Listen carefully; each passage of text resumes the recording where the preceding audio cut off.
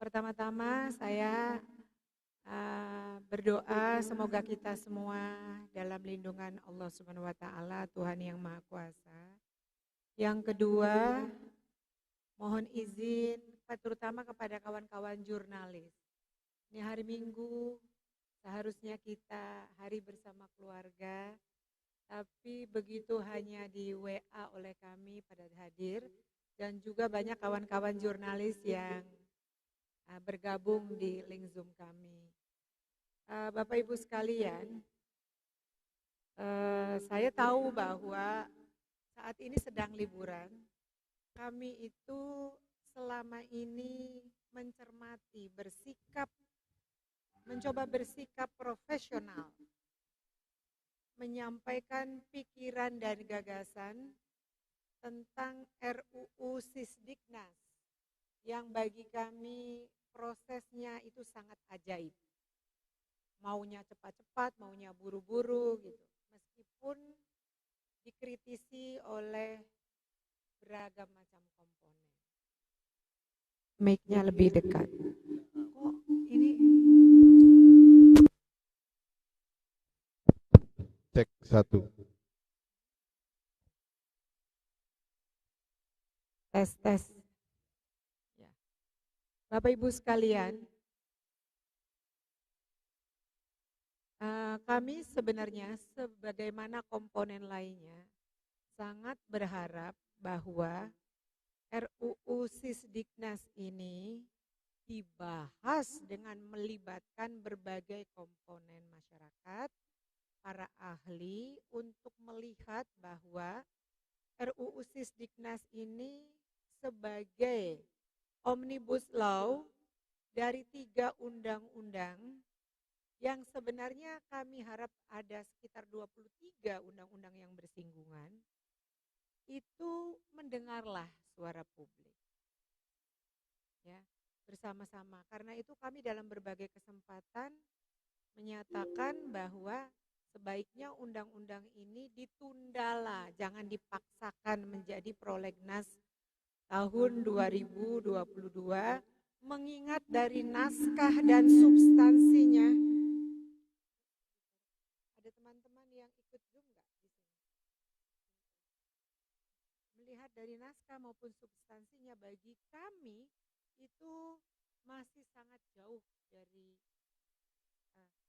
sangat jauh dari apa yang kita harapkan. Ya. Kami menyampaikan dalam berbagai kesempatan agar tolong didengar suara publik itu.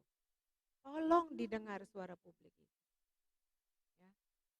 Sebenarnya saya sebagai seorang ibu nih, ngomongnya sebagai orang ibu, hati kecil saya sudah tidak percaya. Jangan-jangan nih bagian tunjangan profesi jangan-jangan bagian tunjangan profesi guru akan ditiadakan, tapi tidak berani mengatakan di draft awal. Jangan-jangan itu dilakukan di injury time, di saat-saat seolah-olah memberikan PHP kepada para guru. Itu saya nggak pernah kemukakan kepada siapapun, tapi kekhawatiran itu ada. Dan ternyata betul, tadi malam sekitar pukul 10, anak-anak kami ini pada lapor. Akhirnya kami semua mencermati draft RUU Sisdiknas yang menurut keterangan persnya sudah masuk di dalam prolegnas prioritas. Ada pertanyaan penting, ada apa sih? Kok diam-diam memaksakan diri melawan logika publik? Benar, kekhawatiran hati seorang ibu itu terbukti. Anak-anak kami lapor, Bu, ini tidak ada. Jadi kami itu resah semalaman gak bisa tidur. Jadi teman-teman di sana, di seluruh Indonesia, bukan hanya Anda yang menangis, kami semua langsung merapatkan barisan menyatakan bahwa draft RUU Sisdiknas per 22 Agustus yang kita terima ini sungguh-sungguh mengingkari logika publik, menafikan profesi guru dan dosen, tidak menghargai bahwa guru dan dosen adalah sebuah profesi yang dikatakan sebagai profesi yang mulia, noble profession. Itu hanya dipidatokan. Maka kami kemudian melakukan konsolidasi, menuliskan pikiran kami dan kami menolak tegas sekali lagi penghapusan pasal tentang tunjangan profesi guru, tunjangan daerah terpencil, tunjangan profesi dosen, tunjangan kehormatan bagi dosen. Ini sama saja alamat matinya profesi guru dan dosen. Dan pada setiap kesempatan, pada setiap melihat rendahnya mutu pendidikan, selalu dikaitkan dengan mutu guru dan dosen, terutama mutu guru. Padahal kita tahu para guru itu bersedia mendidik dengan kesejahteraan yang sangat rendah. Mereka bertahan karena prinsip mencintai dan mengabdi tanah air ini. Tetapi ketika terjadi penghapusan di dalam pasal dan hanya ada di bagian peraturan peralihan yang bukan menjadi sumber hukum, maka sekali lagi dengan tegas menyatakan pengurus besar PGRI bersama PGRI di seluruh tingkatan anggota mewakili perasaan dan suara hati mereka, meminta dengan segala hormat Kementerian Pendidikan dan Kebudayaan Ristek Dikti sebagai juga para birokrat yang dulu dididik untuk guru, yang saya tahu tunjangan kinerjanya bukan main besarnya, pergi kemana-mana ada disediakan dana APBN sebagai pejabat, sementara para guru di pelosok negeri bertemu dengan anak-anak, memastikan bahwa pendidikan itu berjalan, tapi mereka sering dipersoalkan, tunjangan profesinya besar, 73 triliun rupiah, 73 triliun rupiah dibandingkan 500 sekian dengan Indonesia yang sangat luas, dengan anak-anak yang juga tidak terjangkau dengan internet dan lain sebagainya. Dengan segala pengorbanan para guru, harusnya mereka dimuliakan sebagai profesi. Kalau kami sering berbicara dengan para guru di negara ASEAN, nggak usahlah kita sebut Finlandia, nggak usahlah kita sebut negara-negara maju, ASEAN saja. TPG atau gajinya guru itu sangat rendah dibandingkan mereka. Mereka juga para guru yang mendidik anak-anak itu bercita-cita. Ingin anak-anaknya bisa kuliah, ingin juga maju, ingin juga memiliki kesejahteraan yang pantas, maka adalah wajar tunjangan profesi guru adalah sebuah bentuk penghargaan terhadap profesi guru dan dosen, adalah bentuk keadilan ya yang kita perjuangkan terus-menerus. Seperti tadi dari Sumba, mereka diperlakukan apa saja selama ini diam. Mereka dijadikan P3K diam. Tapi jangan coba-coba mempersulit sertifikasi guru, mempersulit kenaikan pangkat, dan yang paling dramatik ini, yang paling mengecewakan, yang paling melukai rasa keadilan adalah penghapusan tunjangan profesi guru dan dosen di RUU Sisdiknas yang didaftarkan di dalam prolegnas. Kami akan menuntut itu dikembalikan pasal itu. Kami tidak anti perubahan, kami hanya ingin menunda untuk mengajak bersama-sama komponen mendiskusikan. Dan jangan berbuat curang dengan diam-diam menghilangkan pasal tunjangan profesi guru dan dosen. Rasa keadilan ini tidak bisa dibungkam kepada seluruh guru seluruh Indonesia. Kami mohon dengan sangat hormat, para petinggi di Kemendikbudristek itu, gunakan hati nurani. Kami mohon dengan hormat, kawan-kawan, saudara-saudara kami di parlemen juga, membantu untuk menjadi penyalur aspirasi para guru seluruh Indonesia. Kami mohon seluruh pejabat negeri ini yang terkait, tolong perjuangkan nasib para guru ini. Kalau ingin Indonesia maju, kalau ingin anak-anak muda Indonesia tertarik pada profesi guru dan dosen. Di sebelah kanan kiri saya adalah anak-anak muda yang punya cita-cita, yang punya idealisme, bukan anak lagi. Guru muda yang punya idealisme, yang punya cita-cita. Yang di sebelah kanan adalah para orang tua yang seumuran dengan saya, yang merasakan perjuangan jatuh bangunnya para guru. Sekali lagi, tentang isi press release ini akan dibacakan oleh pengurus-pengurus yang muda-muda ini, yang menjadi kelanjutan masa depan PGRI, yang menjadi kelanjutan cita-cita perjuangan kami semua. Jangan sekali lagi ingkari profesi guru dan dosen yang sangat penting ini.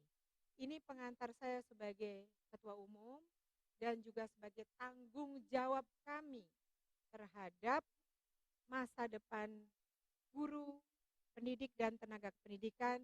Kami lakukan dengan jalur yang formal, kami lakukan jalur yang konstitusional. Kami mohon ini didengar oleh kawan-kawan di kementerian, kawan-kawan di Senayan, dan siapapun yang turut serta membahas tentang pentingnya tunjangan profesi guru dan dosen ini. Demikian, Assalamualaikum warahmatullahi wabarakatuh. Selanjutnya akan kami bacakan ya teman-teman, walaupun sudah, karena teman-teman di sana belum tahu.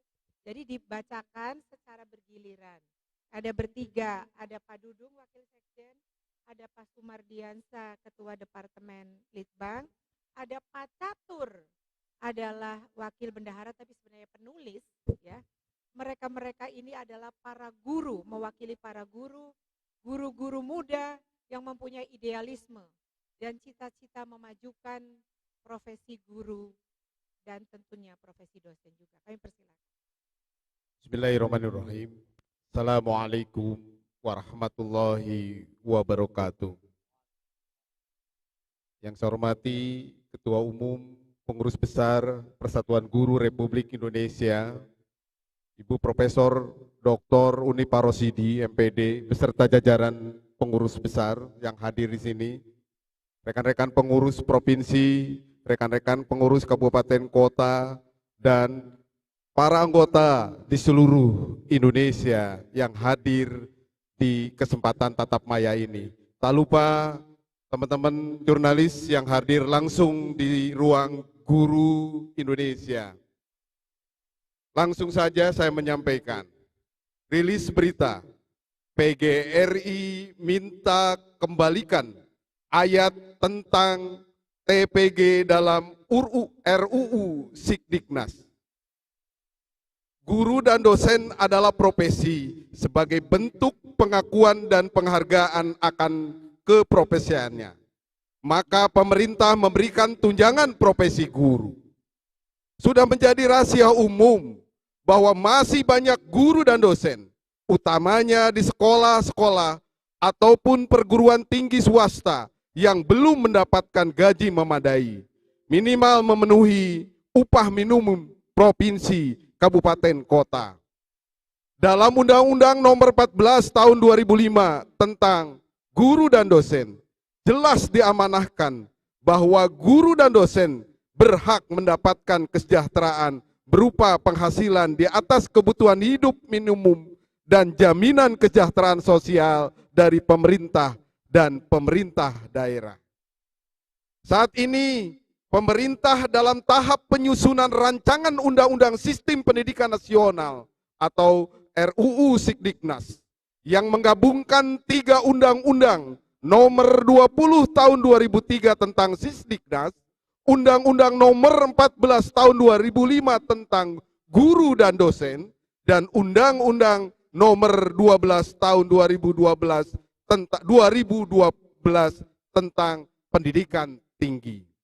Dalam siaran pers ini, Kemendikbudristek menyatakan bahwa RUU Sikdiknas ini telah memasuki dalam program legislasi nasional tahun 2022. Sangat disayangkan dalam draft RUU Sikdiknas ini, substansi penting mengenai penghargaan atas profesi guru dan dosen sebagaimana tertuang dalam Undang-Undang Guru dan Dosen justru menghilang. Dalam RUU Sikdiknas draft versi April 2022 yang beredar luas di pasal 127 ayat 3 tertera jelas tentang pemberian tunjangan profesi bagi guru dan dosen. Namun dalam draft versi Agustus tahun 2022 yang beredar luas di masyarakat terpencil, di masyarakat pendidikan, pemberian tunjangan profesi guru, tunjangan khusus bagi guru di daerah terpencil, dan tunjangan kehormatan dosen sebagaimana tertulis dalam ayat 3-10 pasal 127 hilang. Hanya ditantumkan ayat 1 dari pasal 127 draft versi April dalam pasal 105 draft versi Agustus 2022. Jika benar itu dihilangkan, maka sangat disayangkan pemerintah dalam hal ini Kemendikbudristek telah melakukan pengingkaran terhadap profesi guru dan dosen. Dilanjutkan, Pak Sumardiansa.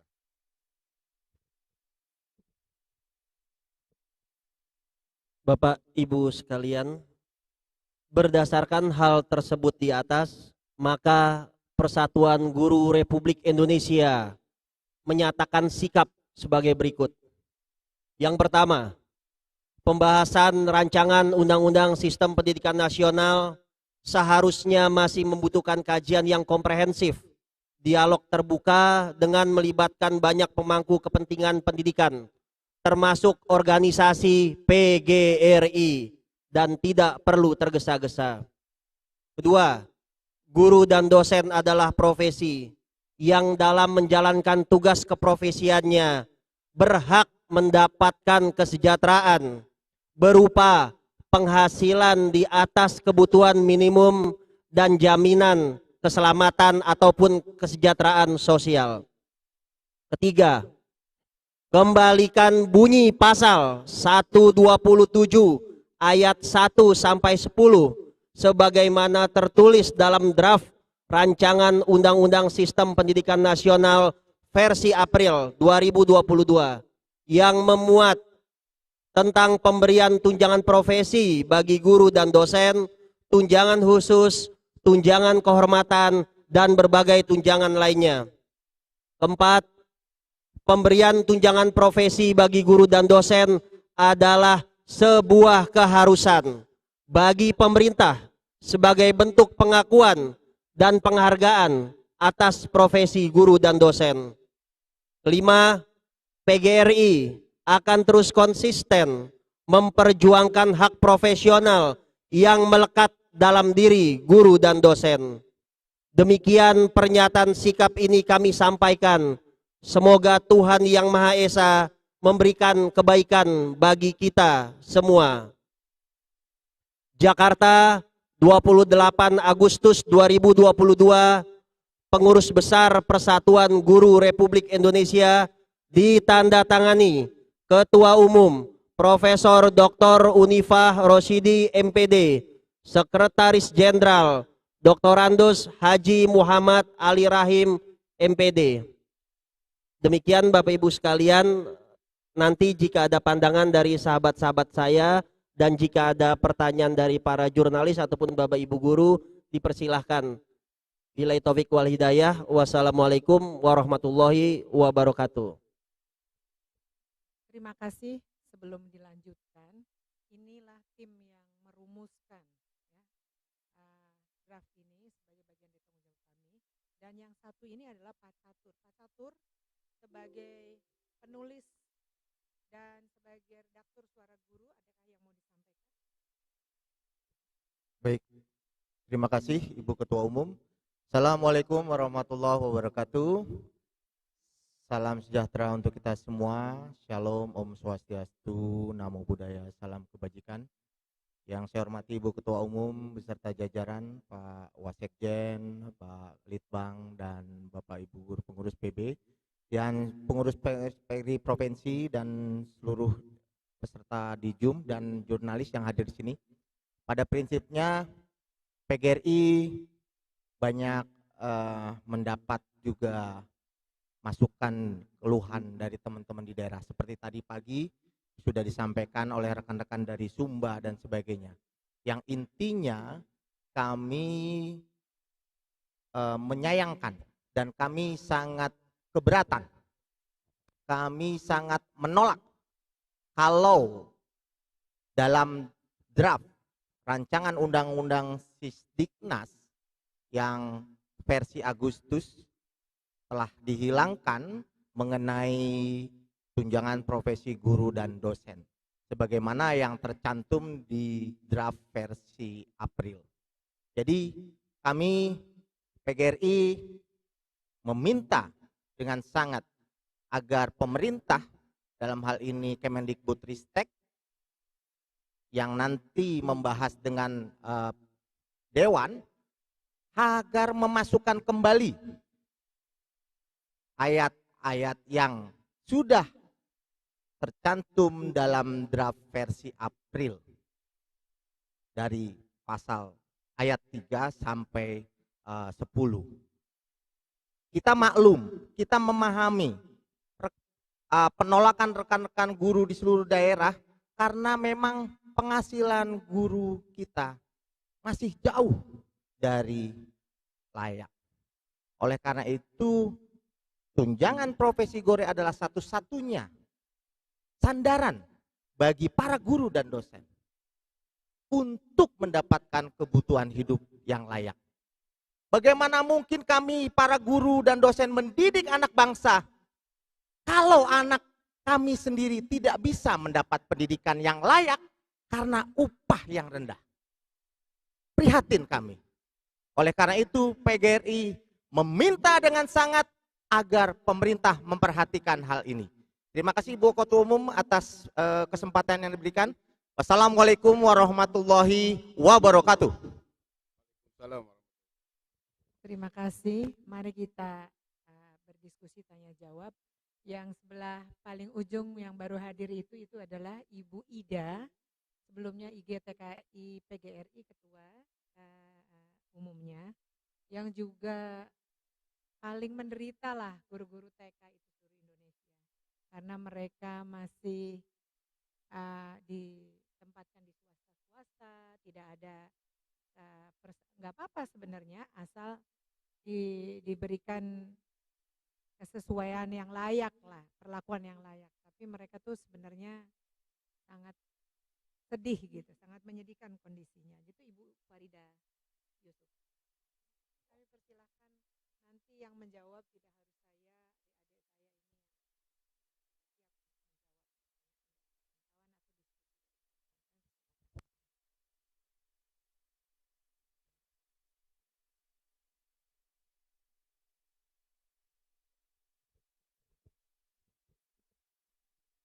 kawan atau diskusi. Halo. Terima kasih sudah dikasih kesempatan. Saya dengan Supriyanto dari metroaktual.net. Yang mau saya tanyakan, masker ya. Oke, saya ulang. Saya dengan Supriyanto dari metroaktual.net. Yang mau saya tanyakan pertama ini terkait dengan pembentukan draft dari PGRI yang bulan April 2022. Ini kan yang dijelaskan dari rilis ini kan ada satu pasal yang dihilangkan. Pada saat sebelum memulai dengan pertemuan ini, apakah sudah dikonfirmasikan dengan penghilangan pasal ini Kemendikbud? Yang pertama. Yang kedua, setelah nanti dari pertemuan ini dengan beberapa pihak guru dan dosen, sebelum RUU ini disetujui oleh DPR, apakah dari pihak PGRI ini mungkin besok atau lusa akan mendatangi dari anggota DPR yang membidangi pendidikan? Oke, yang kedua, ini ada 3 pasal yang dijadikan satu di dalam RUU Sikdiknas. Ini mungkin kalau menurut saya disebab akibatkan dari Omnibus Law, karena kan Pak Jokowi ini kan berpesan dengan Omnibus Law ini kan supaya tidak ada pasal undang-undang yang mempersulit dalam birokrasi. Nah, kira-kira pandangan dari pihak guru ini, kalau memang ada jalan buntu dari Kemendikbud, apakah nanti ada beberapa pengurus PGRI itu akan mendatangi Istana Merdeka? Karena kan guru ini kan sebagai salah satu sosok atau pahlawan tanpa tanda jasa yang menjadi ujung tombak memajukan bangsa negara khususnya Indonesia. Itu dulu sementara.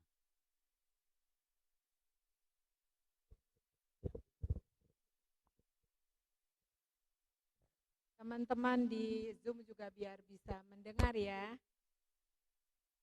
Pertanyaannya, apakah perbedaan draft April dengan draft Agustus itu sudah dikonfirmasi? Ya, itu jawab pertanyaan pertama dulu. Kami jawab bahwa sebenarnya kami itu tidak ada draft resmi. Sampai yang draft resmi justru diberikan kepada kami yang draft Agustus. Draft April itu draft yang digunakan di uji publik dan lain-lain gitu.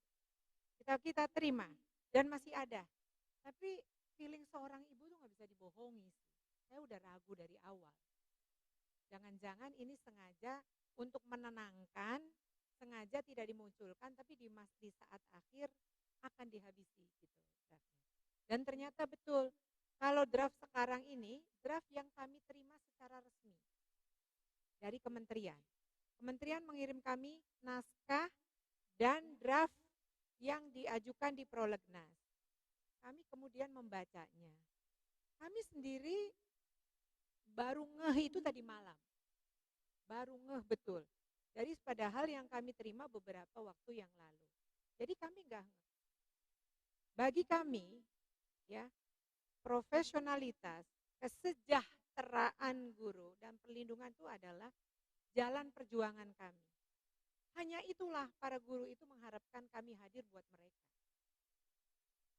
Dan kalau dipikir juga, yang diterima guru itu dibandingkan profesi lain, berapalah dengan tantangannya. Kasian kan, apalagi sebagian besar itu honorer. Kalau kami tidak berjuang untuk mereka, lalu siapa yang memperjuangkan? Itu satu, pertanyaan satu. Pernyataan kedua, ini kan Omnibus Law, disederhanakan. Paham Mas? Sebenarnya kalau mau mengatakan Omnibus Law, itu ada 23.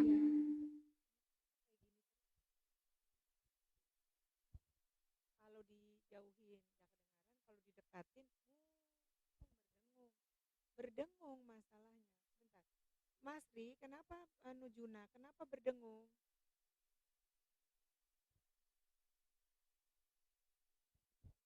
Iya, tapi itu berdengung terus. Ya. Nah, sebenarnya soal Omnibus Law itu kami dengan tegas menyatakan ada 23 perundangan yang beririsan mengatur para guru. Sekarang, contoh, rekrutmen di Undang-Undang Dikti, penggajian di Undang-Undang ASN. Ya, ada 23, fragmentasi itu ada. Tapi ketika 20 ada di hanya 3, kami sebenarnya mengkritisi. Tetapi prinsip dalam Omnibus Law itu yang menjadi prinsip dasar nggak boleh dihapus. Dibuat Omnibus Law agar antara satu perundangan dan perundangan lainnya yang berhimpitan, yang bertubrukan atau apalah namanya itu yang harus diluruskan. Sehingga enggak tafsirnya ada yang kontradiktif dan lain sebagainya. Itu Omnibus Law untuk menyederhanakan. Namanya omnibus, ya. Jadi dari semua dijadikan satu supaya lebih clear. Kalau ini enggak clear, kalau ini menyediakan hal yang prinsip. Jadi prinsip Omnibus Law-nya ini justru tidak dipakai. Saya kira kawan-kawan jurnalis juga ikut tes kompetensi, betul ya? Itu dalam rangka standarisasi sebagai profesi. Semua profesi di dunia ini mengejar supaya diakui sebagai profesi. Lah kita diakui sebagai profesi dengan undang-undang guru dan dosen, sekarang kok ditiadakan kata profesinya. Itu sangat menyakitkan, karena hanya itu satu-satunya harapan guru, bangga saya sebagai guru, karena saya sebagai profesi. Kalau dalam ini, enggak ada. Ya, tuh. Kemudian, kami akan bicara, apakah kita akan bicara dengan Komisi 10? Yes, kami akan kirim surat. Rilis ini kami surati kepada pihak-pihak yang terkait. Kami akan diskusi, kami akan menanyakan bagaimana komitmen kawan-kawan di sana terhadap keberpihakan kepada guru. Gimana konsistensi dan komitmennya. Kenapa kok bisa meloloskan aja tanpa ada screening atau mungkin ada screening, tetapi kenapa dibiarkan tidak ada perlindungan, proteksi kepada guru sebagai profesi. Jadi itu sangat prinsip. Jadi kami menggunakan pendekatan yang tentu saja, pendekatan yang formal, pendekatan yang konstitusional, karena kami itu sebenarnya meredakan kemarahan. Marah itu marah benar-benar dan kami tidak ingin terjadi. Marah itu segala macam. Ibu Ketum jangan takut, kami siap, kami dari mana saja datang. Enggak begitu. Yang kami inginkan anak-anak tidak terganggu, proses pembelajaran tetap berjalan, kami semua mewakili mereka. Jadi kami ini bukan karena hanya 1, 2, 3, 4, 5, 6, tapi mewakili jutaan guru. Mungkin sebentar lagi dosen akan berbicara. Ini belum, karena mereka juga kaget-kaget gitu. Itu Mas ya yang ingin kami sampaikan. Terima kasih. Nanti setelah kita itu kan teman-teman kami persilahkan juga untuk menyampaikan pendapatnya yang ada di sini. Ada lagi yang mau bertanya?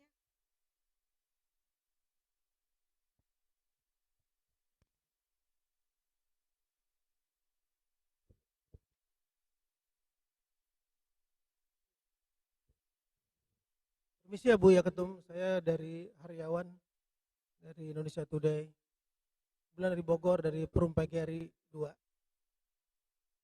Mungkin pertanyaan saya yang klasik aja dulu ya Bu. Masalah kesejahteraan guru, terutama daerah terpencil yang tempo dulu itu. Yang kabarnya gajinya terhambat sampai berbulan-bulan, bahkan sampai disunat. Apakah itu semua udah beres atau sudah tidak pernah ada lagi? Paling itu aja Bu.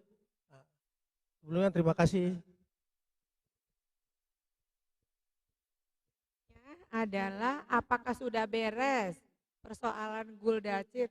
Orang guru daerah terpencil ini dihapus Mas. Padahal mereka itu kadang-kadang seharian kakinya udah nggak bisa pakai sepatu, menemui binatang buas, menyeberangi sungai, daerah-daerah yang sangat berbahaya, pakai sampan. Tapi mereka ini juga problem Guldasil itu. Ya. Udah ditetapkan misalnya di daerah terpencil. Satu sekolah ada 25 orang, yang dibayar cuma 5 orang. Atau satu daerah tidak disebutkan sebagai daerah terpencil. Mereka ini yang menjaga NKRI. Mereka ini sebagai pemersatu bangsa.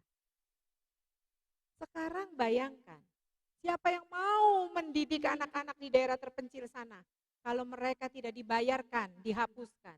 Yang rugi bukan sekedar guru kami, 3 juta guru kami. Tapi anak-anak bangsa seluruh Indonesia yang akan rugi. Mereka tidak akan lagi mau mengajar. Kan ini jangan sampai begitu. Di sisi lain kita mendengar ada tunjangan kinerja berdasarkan tier. Tier 1, tier 2, sampai tier 15. Sementara guru sudah tunjangan profesi yang menjadi haknya aja dihapus, guru dan dosen. Kemudian tunjangan daerah terpencil nggak ada. Wah, ini bisa dibayangkan keterpurukan bangsa ini.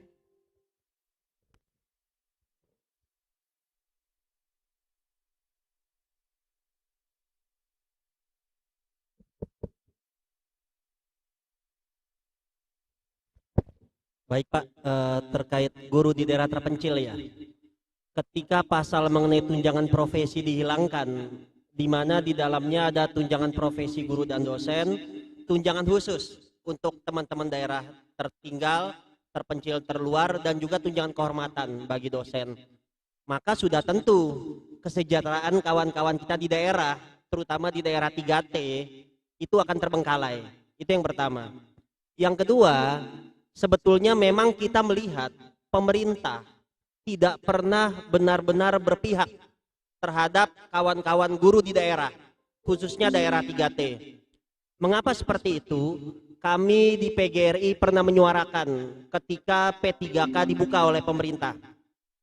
Selama ini dalam rekrutmen ASN, kita sudah mengapresiasi sebetulnya ada jalur-jalur khusus di mana guru bisa masuk.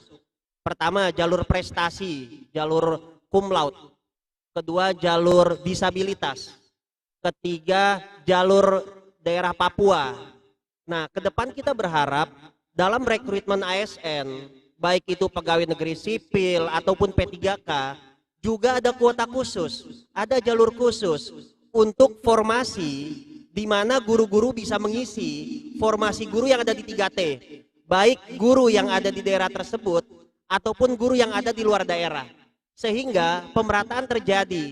Persoalannya adalah pemerintah tidak membuka formasi rekrutmen ASN baik PNS ataupun P3T khusus untuk daerah tertinggal, terdepan, terluar. Bahkan program SM3T yang pernah digagas dan jadi unggulan pemerintah sekarang sudah tidak terdengar lagi suaranya. Jadi memang kami juga menyampaikan dari PBPGRI agar pemerintah memuat bagaimana pola pengaturan kesejahteraan, pengembangan profesi bagi guru-guru khususnya di daerah 3T. Demikian, Pak.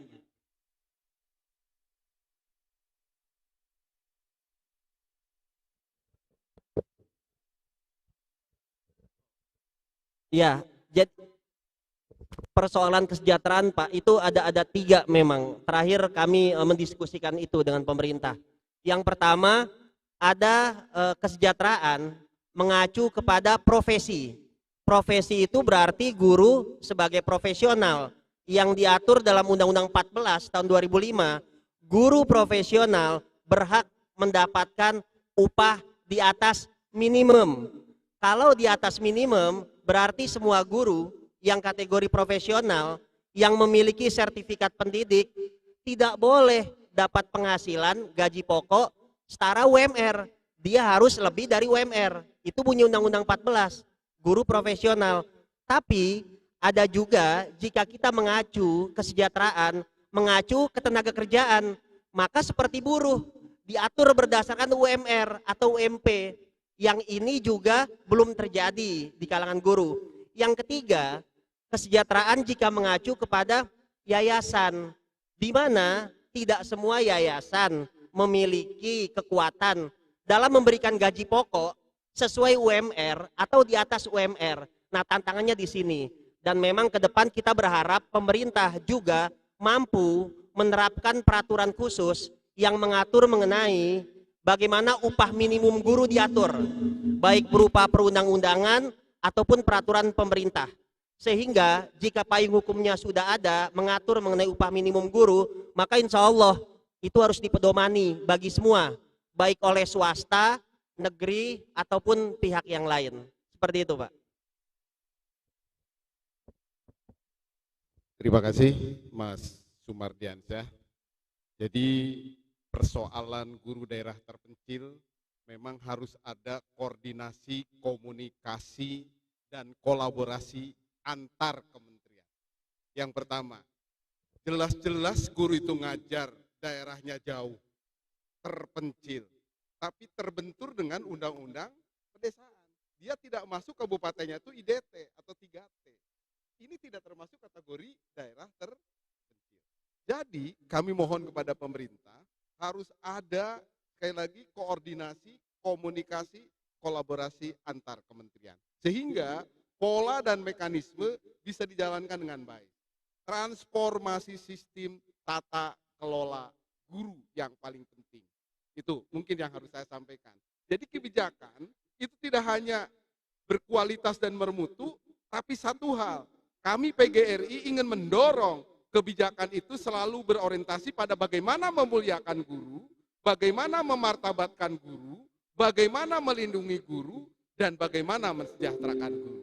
Kalau 4 hal ini dibangun oleh bangsa dan negara kita yang kita cintai, saya yakin bangsa ini akan menjadi bangsa besar seperti bangsa-bangsa yang lain. Fokus bagaimana penghormatan, takdim kepada para guru sebagai profesi yang mulia. Di Undang-Undang Guru dan Dosen, pasal berapa saya tadi catat, itu pasal 14 ayat 1, 11 item hak guru itu jelas ada. Ini yang membuat kita lega. Tapi di undang-undang yang terbaru, hilang pasal itu. Bahkan adanya di peralihan, guru akan mendapatkan tunjangan, tidak disebutkan 1 kali gaji. Tidak, sesuai dengan kemampuan pemerintah dan berdasarkan aturan. Serta guru memenuhi syarat. Ini berbahaya kalau tidak dikunci di undang-undang. Jadi kami sepakat memohon kepada pemerintah untuk tetap kembali ke April, bahkan kalau bisa tetap undang-undang guru dan dosen sebagai babon pelaksanaan profesi dan pengembangan mutu pendidikan di Republik yang kita cintai ini. Itu Mas. Jadi orientasinya kita ingin fokus, kalau mau betul-betul omnibus law pendidikan, sepakat dengan Ibu Ketum, seluruh yang terkait dengan pendidikan gabung di situ menjadi sebuah konsep pengembangan kebijakan pendidikan yang berorientasi masa depan dan tidak pragmatis. Itu mungkin teman-teman jurnalis, baik yang ada di tatap muka maupun tatap maya. Ada lagi? Ya, silakan. Silakan sebutkan nama dan dari mana. Ya, terima kasih Pak. Saya Muhyiddin dari jurnalnusantara.com. Ini dari jurnalnusantara.com. Ini kan terkait dengan penghapusan pasal masalah tunjangan. Apakah dengan penghapusan itu akan berdampak terhadap kualitas pendidikan di Indonesia dan kinerja guru?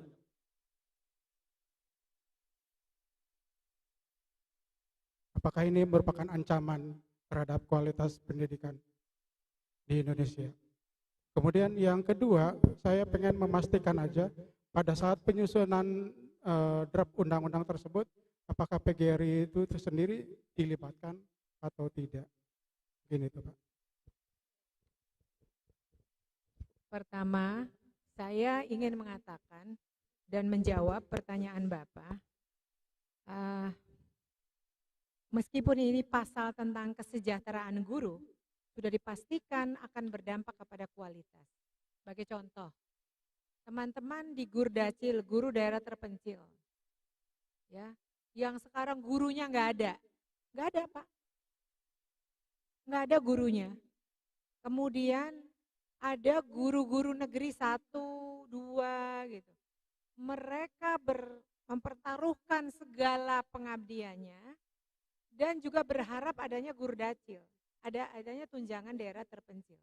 Sekarang dihapuskan. Jangan harap, apalagi yang bisa diharapkan. Dia juga punya keluarga, dia juga ingin anaknya sekolah. Gitu. Kebayang nggak kalau daerah Indonesia yang masih banyak daerah-daerahnya, meskipun di daerah sekitar Jakarta, itu banyak yang sulit dijangkau. Banyak yang sekolah tuh hanya 1 negeri, sekolah guru negerinya. Kenapa selalu dipersoalkan? Oh, ada sekian juta, 73 triliun. Ya 73 triliun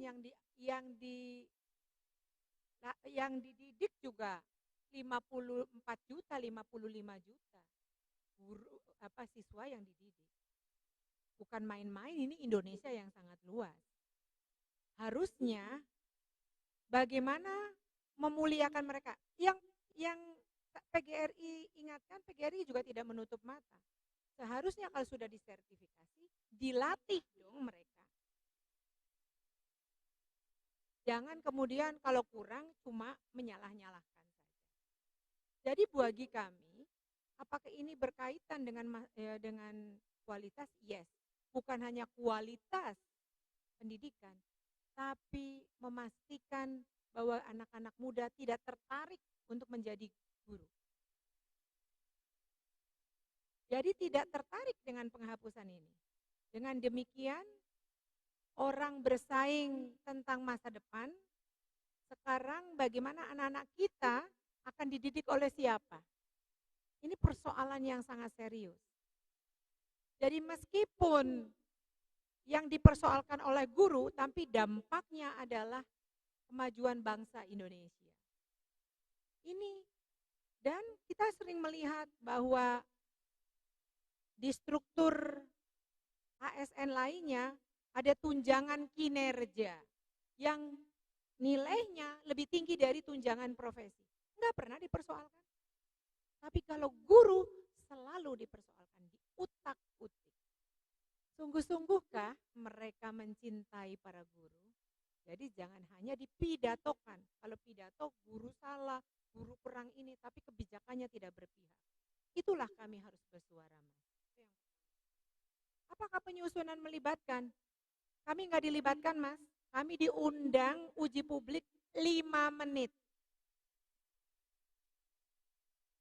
Ketika kami memberikan usulan, bukan hanya PGRI saya kira, berbagai komponen lainnya, itu nggak didengar rasanya. Itulah yang kami inginkan, bahwa kenapa sih tergesa-gesa? Ada agenda apa rupanya? Sangat tergesa-gesa dan nggak mau mendengar logika publik. Karena kami juga terlibat serius di Undang-Undang tahun 2003 nomor 20 tentang RUU Sisdiknas. Kami berharap, kami nggak anti perubahan, kami mendorong perubahan.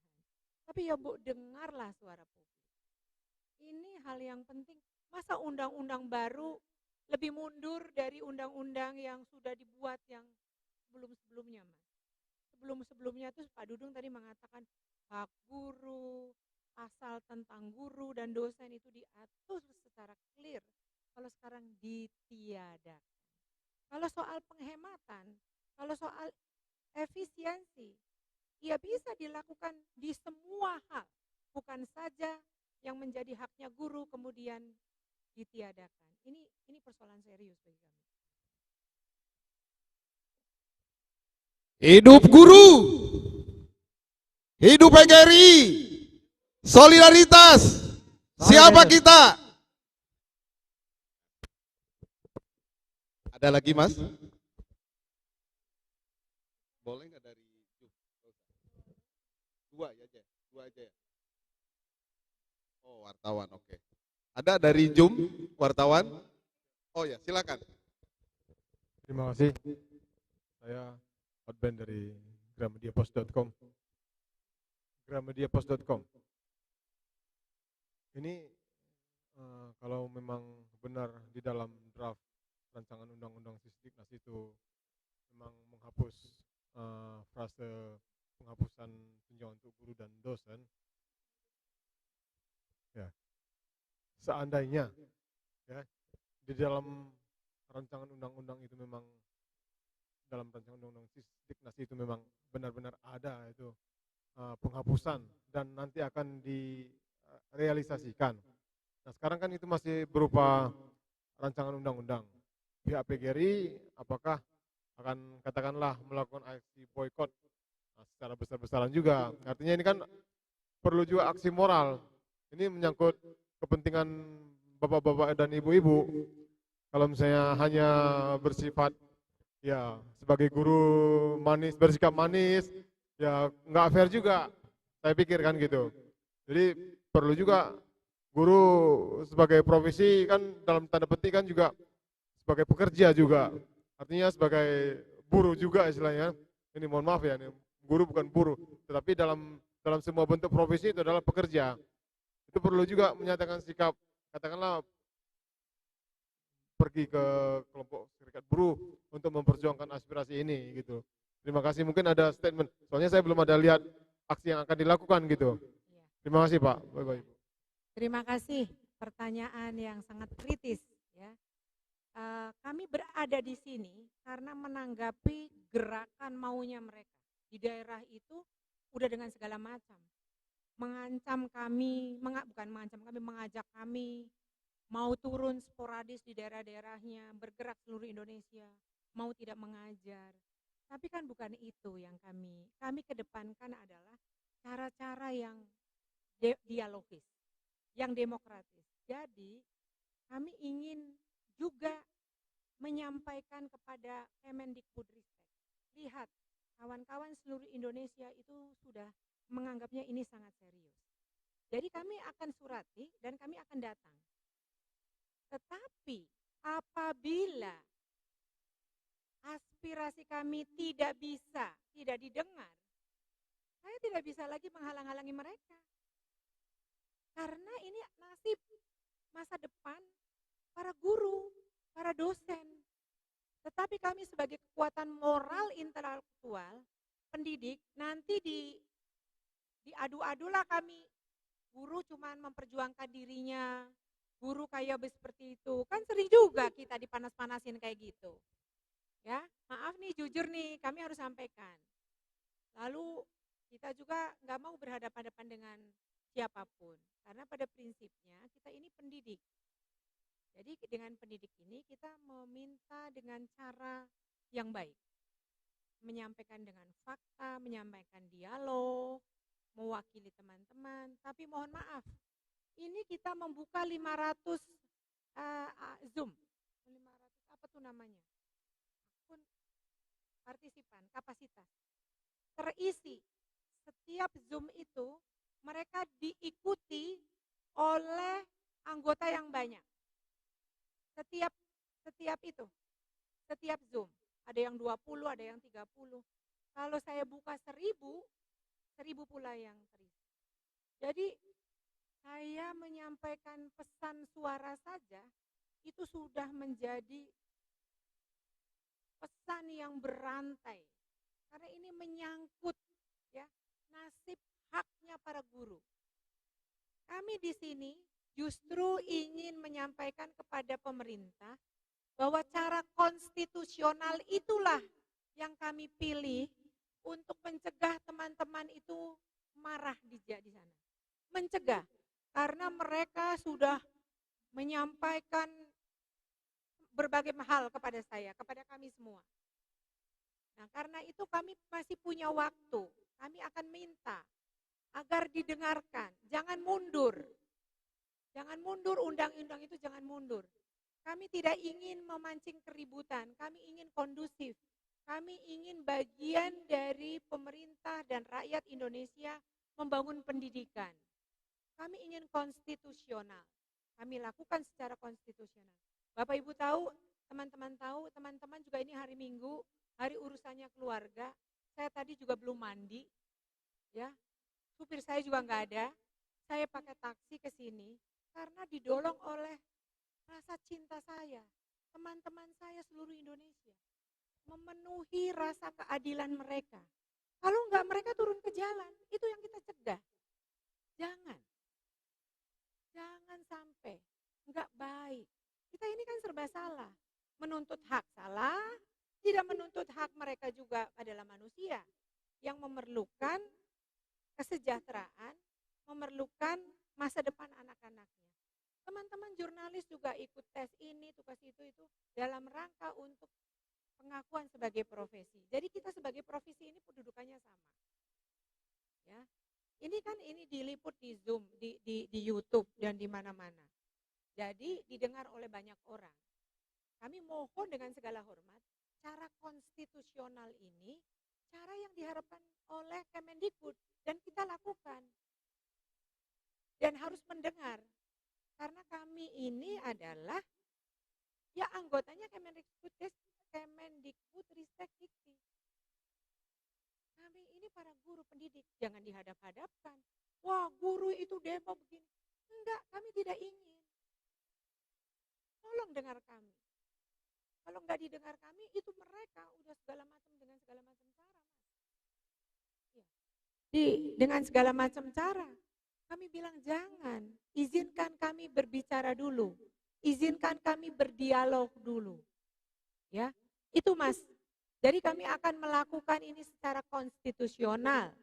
Besok kami mengirim surat ke Kemdikbudristek, minta Pak Menteri menerima kami, minta Komisi 10 menerima kami, ya, minta semua orang mendengarkan perjuangan kami, karena kami ingin para guru tenang dan tetap bekerja untuk Indonesia yang lebih baik.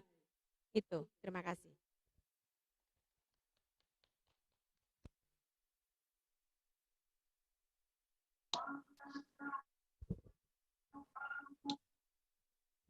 Terima kasih.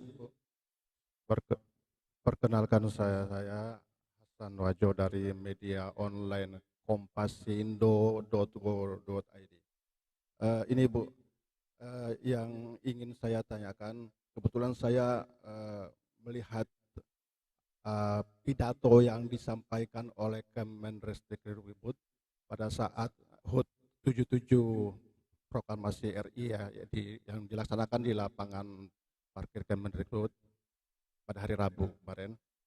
Itu ada kata-kata yang disampaikan oleh Bapak Menteri yang mungkin akan saya bacakan secara singkat, bahwa di situ dikatakan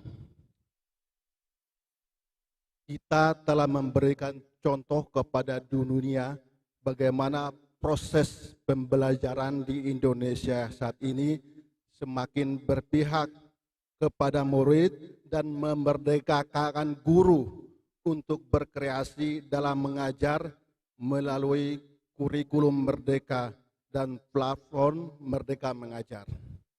Kemudian ada juga kata-kata beberapa program telah dilaksanakan oleh Kemendikbudristek dalam perluasan akses pendidikan yang berkualitas, di antaranya melalui terobosan mekanisme bantuan operasional sekolah dan berbagai program dukungan siswa.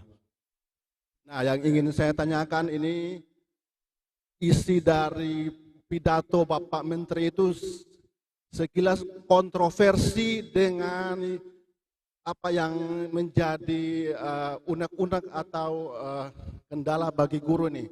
Nah, ini gimana pandangan bapak-bapak atau ibu-ibu tentang hal tersebut di atas? Pertama. Yang kedua, apakah sebelum rancangan undang-undang ini disosialisasikan atau di ini, apakah pernah menyampaikan kepada Pak Menteri sehingga tidak ada kontroversi dengan apa yang beliau sampaikan dengan aktual, karena ini saya lihat bertolak belakang nih. Nah, itu yang mungkin saya ingin tanyakan pendapat dari Ibu Ketum. Terima kasih. Assalamualaikum warahmatullahi wabarakatuh. Waalaikumsalam. Mas, yang sedang kita bicarakan adalah TPG. Yang ditanakan adalah tentang merdeka belajar. Mas, kami itu organisasi besar, tidak asal bicara. Walaupun prakteknya merdeka belajar itu banyak masalah, boleh dicek apa saya pernah komen yang enggak? Enggak, Mas. Tidak pernah saya berkomentar apapun. Kalau ada inovasi ya syukurlah gitu. Meskipun saya tahu di dalam prakteknya merdeka ini tidak memerdekakan juga. Contohnya apa? Diberikan merdeka belajar, tetapi undang-undang tentang TPG-nya harus 24 jamnya enggak dihapus. Ya, sehingga guru di lapangan tetap harus 24 jam mengajar. Padahal katanya tidak harus 24 jam. Yang verbatim dengan yang undang-undang kan beda. Sedangkan guru itu diperiksa oleh pengawas, oleh Disdik di daerah berdasarkan undang-undang. Jadi kami tidak asal berkomentar. Meskipun banyak guru menderita, kami menahan diri. Enggak asal kami berkomentar. Ya, itu satu. Kemudian, bos, kami juga mengusulkan. Di dalam prakteknya juga, karena ini sudah didesentralisasi, ada aturan-aturan yang terjadi di lapangan, sebelum bos ini bisa dicairkan, harus ada rekomendasi dari pejabat ini, pejabat itu di Pemda. Itu pun kami tidak komentar. Jadi kami tidak asal komentar. Kalau memang ada keinginan untuk melakukan inovasi, yang bisa kami dukung, kami dukung. Tapi penghapusan TPG itu soal yang sangat prinsip. Saya sudah mendapatkan respon, katanya tunjangan TBG tidak dihapuskan. Memang betul, tapi itu masuk peralihan bagi mereka yang sudah disertifikasi. Tapi mereka ini akan pensiun. Bagaimana dengan guru-guru yang lain? Jadi kami tidak tidak berpolemik. Kami hanya ingin di RUU Sisdiknas itu. Kami ingin sekali bagaimana frasa madrasah dulu tidak ada. Tapi dengan semangat publik semua, itu adanya di peralihan. Peralihan bukan ketentuan hukum. Yang bisa, beda. Jadi jangan membuat opini seolah-olah. Kami enggak bodoh.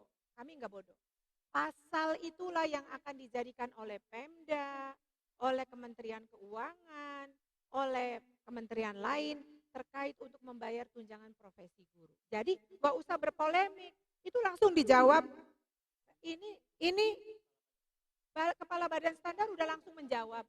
Tapi kami sebelum itu diubah pasalnya, kami nggak percaya. Karena kami nggak percaya opini. Yang kami percaya adalah tulisan jelas di dalam undang-undang. Kami nggak pernah mempersoalkan. Saya misalnya boleh dicek. Ada enggak kata-kata saya, apa-apa saya komentar? Enggak, meskipun saya tahu banyak sekali yang protes kepada saya.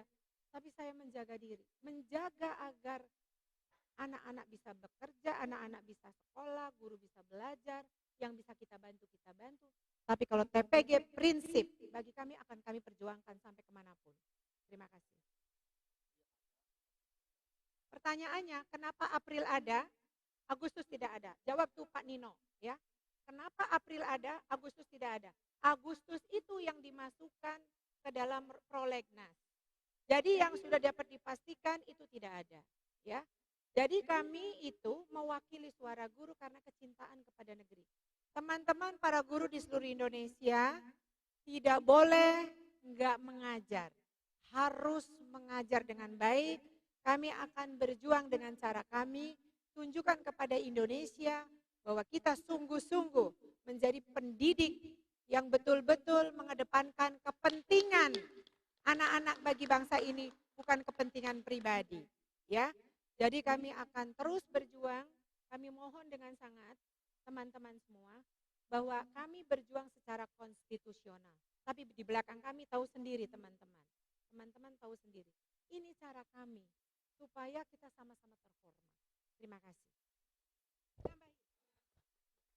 Ya, Bapak Ibu guru, kawan-kawan jurnalis, saya menambahkan sejarah berulang. Penghilangan bukan hal baru, deja vu. Situasi sekarang hanya mengonfirmasi niat pemerintah yang akan menghilangkan tunjangan profesi. Sungguh ironis. Saya ingat kejadian 2021, PLT Kepala Balitbang yang sekarang menjadi Badan Standar Kurikulum Assessment dan Pelajaran, dulu Pak Toto, sekarang Pak Nino, menyampaikan dalam rapat dengar pendapat bersama Komisi 10 DPR, tunjangan profesi hanya akan diberikan bagi guru yang berprestasi karena dianggap guru tidak mampu meningkatkan capaian pembelajaran.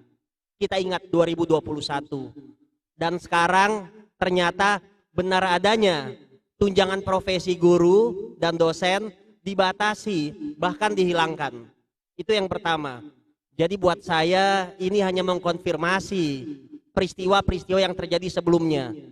Pertanyaan tadi sangat fundamen. Mengapa di versi April tertera tunjangan profesi, sedangkan di dalam versi Agustus hilang? Itu yang kedua. Yang ketiga, saya mengatakan Kemendikbudristek sepertinya agak manipulatif dalam menggunakan kata-kata. Memang kita mengakui tunjangan profesi ada, tapi dalam tanda kutip. Tadi Bu Ketum sampaikan dalam pasal 145, saya menduga dan saya yakin yang dimaksud oleh Kepala Badan Standar Kurikulum Assessment dan Pembelajaran tidak dihilangkan itu adalah konteks pasal 145.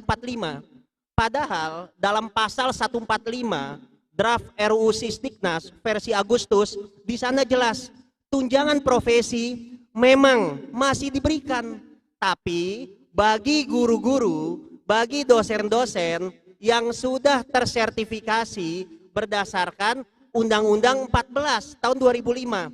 Artinya apa? Kalau kita berpikir secara futuristik, tunjangan profesi aman bagi kita, bagi generasi sekarang, orang-orang yang sudah disertifikasi berdasarkan Undang-Undang 14. Tapi bagaimana dengan nasib para guru, para dosen, calon guru, calon dosen yang akan menjadi guru, yang akan menjadi dosen pada saat revisi Undang-Undang Sisdiknas ini disahkan? Kalau disahkan, mereka kehilangan tunjangan profesinya dan implikasinya PPG juga akan hilang. Bagaimana dengan nasib orang-orang yang baru akan PPG atau sedang PPG demi mendapatkan sertifikat pendidik, tapi tiba-tiba dalam waktu dekat undang-undang itu disahkan? Artinya hanya akan mematikan orang-orang yang memiliki cita-cita menjadi guru profesional berdasarkan kepemilikan sertifikat pendidik. Itu yang dimaksud tunjangan profesi tidak hilang, pasal 145, dan itu sangat manipulatif, sangat naif. Dan saya pikir kita sepakat, kembalikan deh pasal atau ayat mengenai tunjangan profesi guru dan dosen agar tidak membuat gaduh dan justru akan meningkatkan kualitas pendidikan. Soal pembinaan guru, insya Allah PGRI terus bergerak dan akan terus bergerak bagaimana agar peningkatan capaian pembelajaran itu bisa terjadi. Dan rendahnya capaian pembelajaran itu tidak hanya satu variabel, bukan hanya guru. Bagaimana pemerintah, apakah sudah benar dalam menjalankan kebijakan pembinaan guru? Apakah upah minimum sudah diberikan? Bagaimana dengan guru-guru di daerah tertinggal, terpencil, terdepan, terluar? Nah, jadi kembali ya Bu Ketum ya, tunjangan profesi guru dan dosen harus dikembalikan sebagaimana mestinya. Sesuai dengan versi Agustus dan sebagaimana sudah tertera dalam Undang-Undang 14 tahun 2005 tentang guru dan dosen. Omnibus Law jangan sampai merugikan kepentingan guru dan dosen. Peringkasannya kita setuju, penyederhanaannya kita sepakat. Tapi kalau ada kepentingan guru dan dosen yang dirugikan, maka pada titik itu PGRI akan terus bergerak dan tidak akan pernah berhenti untuk bersuara lantang. Saya pikir itu. Terima kasih. Teman-teman, saya Saya minta maaf banyak wartawan, banyak guru yang tidak masuk di link ini. Link ini 500, kenapa nggak 1000 sih? Mendadak ya. Mbak Citra dari Metro nanti dijawab langsung oleh 3 adik-adik saya ini. Ada Pak Sumardiansa, ada Pak Dudung, dan ada Pak Catur melalui voice note aja atau voice message aja. Karena jawabannya sebenarnya udah dijawab, tapi Mbak Citra nggak bisa masuk. Nah sekarang, apakah ada titipan pesan dari IGTKI, PGRI? Ini penting nih Bu. Ibu banyak susah, tapi jangan diam Bu. Terima kasih Bu Ketum. Guru TK tolong jangan diabaikan, karena mereka berada juga di sekolah-sekolah swasta. Apalagi sekarang kalau sekolah swasta itu hanya mengharapkan murid. Ternyata muridnya sedikit, gurunya mengajar dengan hati yang ikhlas, dengan dasar mereka dari hati, tidak banyak yang berhenti, tidak, kecuali sekolahnya yang ditutup. Untuk itu kami juga sebagai pengurus IGTKI sangat sedih kalau sampai ini hilang. Inilah yang diharapkan oleh guru-guru. Kalau mereka di swasta, apa yang diharapkan? Kalau hanya mengharapkan dari murid yang terlalu sedikit.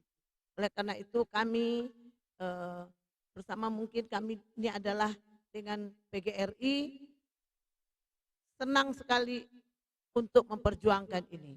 Supaya guru-guru TK itu adalah pembelajaran yang paling awal dari orang tuanya.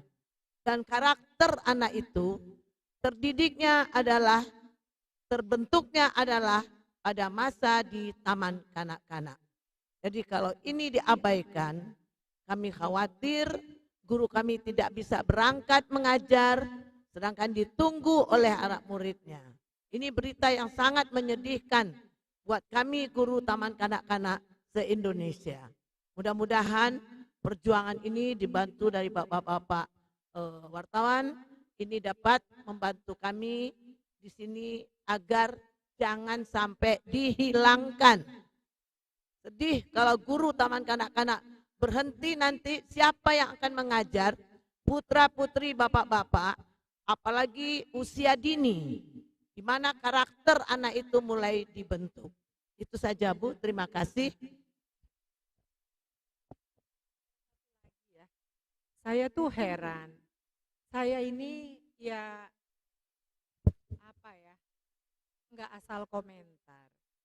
Kenapa sih selalu memancing kontroversi? Kan nggak perlu. Kami pun sangat berhati-hati untuk tidak selalu menanggap. Yang paling menyakitkan itu kalau ada pepatah, kalau kita ingin melihat masa depan, kita harus menengok sejarah. Kalau kita ingin melihat masa depan, kita harus mau belajar dari sejarah. Nah sekarang ini sejarah itu kok ya dihapuskan. Aku tuh pegel banget, tapi menahan diri untuk tidak selalu berkomentar. Karena tidak berkomentar saja sudah dikata-katain, ini Bu Ketum itu. Gitu.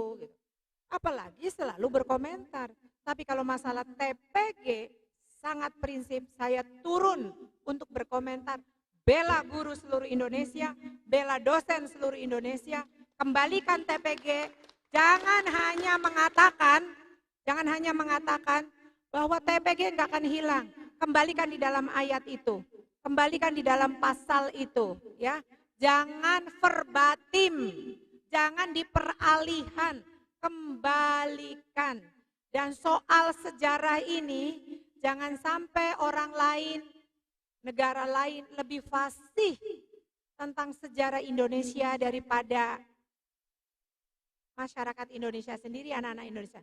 Sedih, ini yang ahli sejarah kami persilakan untuk sampaikan. Ya, makasih Bu Ketum.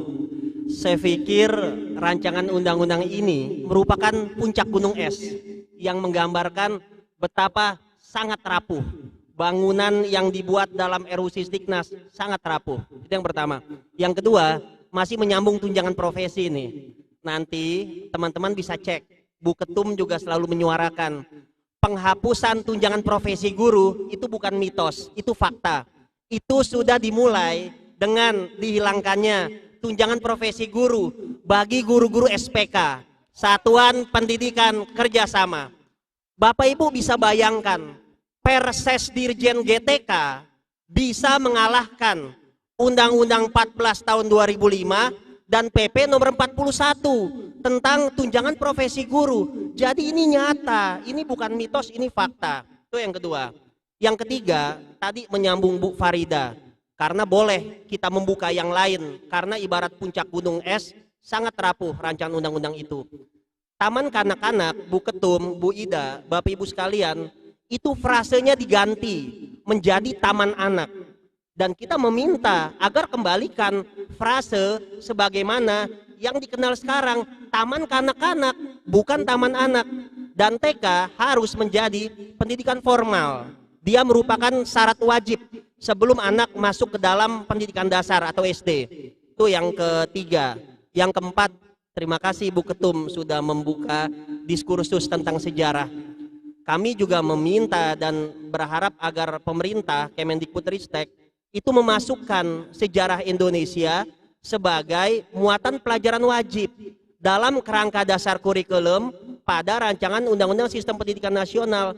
Agar apa? Agar generasi masa depan tidak mengalami amnesia sejarah. Tidak mungkin menghasilkan manusia Indonesia dengan karakteristik Indonesia, dengan cita rasa Indonesia, yang mau berjuang untuk Indonesia tanpa mempelajari sejarah Indonesia. Jadi mohon agar frase sejarah Indonesia juga dimasukkan sebagai muatan pelajaran wajib dalam kerangka dasar kurikulum di rancangan Undang-Undang Sistem Pendidikan Nasional. Terima kasih. Buat teman-teman yang belum jelas, nanti rilisnya kami kirim ke semua kawan-kawan yang tidak hadir. Kalau ada pertanyaan lebih lanjut, adik-adik saya bisa kapan saja atau dihubungi Mbak Citra dan kawan-kawan. Siap kami setelah ini membuka dialog khusus karena kawan-kawan gak kedengaran. Yang di luar sana tuh gak kedengaran suara kami. Ya. Terima kasih. Terima kasih, saya kira cukup. Jangan lupa makan siang dulu yuk sama-sama dengan kami. Foto bersama yuk, boleh nggak? Atau kitanya aja yang